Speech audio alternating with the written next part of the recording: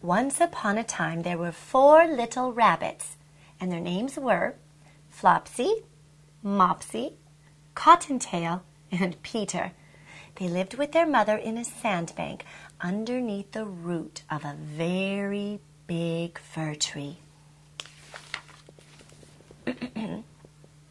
"Now, my dears," said old Mrs. Rabbit one morning, "you may go into the fields or down the lane, but don't go into Mr. McGregor's garden. Your father had an accident there. He was put into a pie by Mrs. McGregor." Poor Mama Bunny.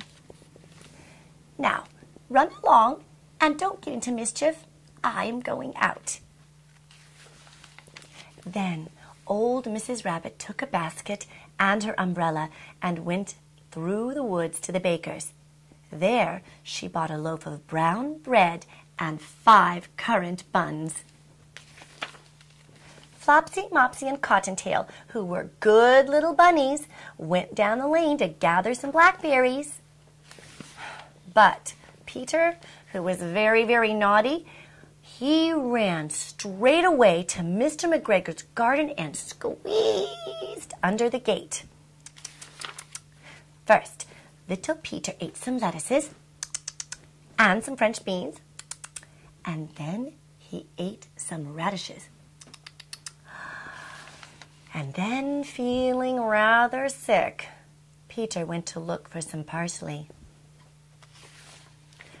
But round the end of the cucumber frame, whom should he meet but Mr. McGregor?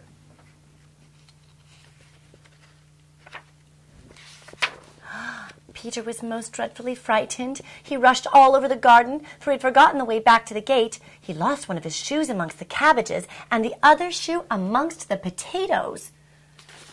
After losing them, he ran on 4 legs and went faster and faster, so that I think he might have gotten away altogether if he had not unfortunately run into a gooseberry net and got caught by the large buttons on his jacket.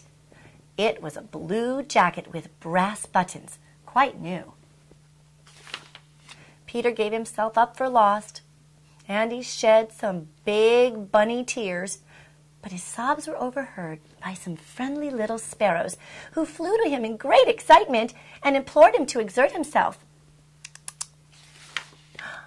Mr. McGregor came up with a sieve, which he intended to pop right on top of Peter, but Peter, he wiggled out just in time, leaving his jacket behind him. And then he rushed into the tool shed and jumped into a can. It would have been a beautiful thing to hide in if it had not so much water in it.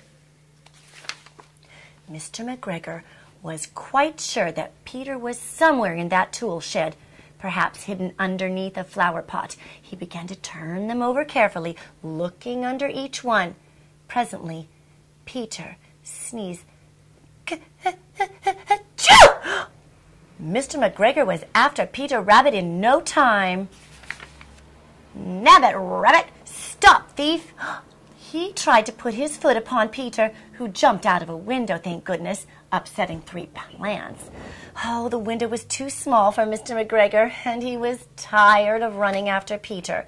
So Mr. McGregor went back to his work.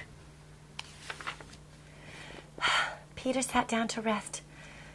He was out of breath, and he was trembling with fright, and he had not the least idea which way to go, and he was very damp after sitting in that can. After a time, he began to wander around, going lippity-lippity, not very fast, looking all around. He found a door in a wall, but it was locked, and there was no room for a fat little rabbit to squeeze underneath. An old mouse was running in and out, and over the stone doorstep she was carrying peas and beans to her family in the wood. Peter asked her the way to the gate, but she had such a big pea in her mouth, why, she couldn't even answer. She only shook her head at him. Peter began to cry. Poor Peter. Then he tried to find his way straight across the garden, but he became more and more puzzled. Presently he came to a pond where Mr. McGregor filled his watering can. A white cat was staring at some goldfish. She sat very, very still. But now and again, the tip of her tail twitched as if it were alive. Peter thought it was best to go away without speaking to her. He had heard about cats from his cousin, little Benjamin Bunny.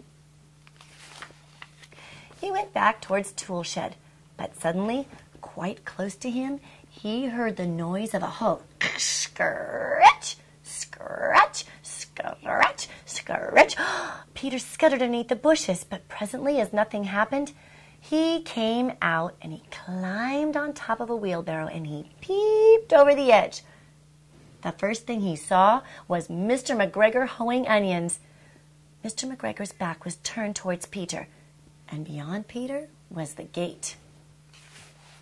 Peter got down very, very quietly off that wheelbarrow, and he started running as fast as he could go along a straight walk behind some black currant bushes. Mr. McGregor caught sight of him at the corner, but Peter didn't care. He slipped underneath the gate and was out, safe at last in the wood outside the garden. Mr. McGregor hung up that little jacket and the shoes and made it into a scarecrow to frighten all the blackbirds.